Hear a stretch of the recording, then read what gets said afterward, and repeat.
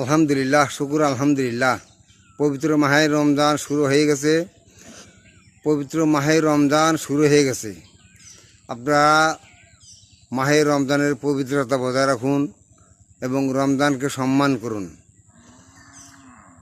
এই রমজান 30টা রোজা যারা আদায় করতে পারবে এবং 30টা তারাবি যারা পড়তে পারবে, আল্লাহ রাসূল বলছে তাদেরকে আল্লাহ ওয়াদা করছে তাদেরকে জান্নাতে প্রবেশ করাবে। জান্নাতের 8টা দরজা, একটা দরজার নাম থাকবে রায়্যান। যে ব্যক্তি 30টা রোজা রাখবে আর 30টা তারাবি পড়বে, এই দরজা, যে দরজার নাম হচ্ছে রায়্যান, এই দরজা দিয়ে তাদেরকে প্রবেশ করানো হবে। শুধুমাত্র যারা রোজাদার ব্যক্তি তারা এই দরজাটা প্রবেশ করবে। অন্য কোনো লোক, অন্য কাউকে এই দরজাটা প্রবেশ করতে দেওয়া যাবে না, দিবে না।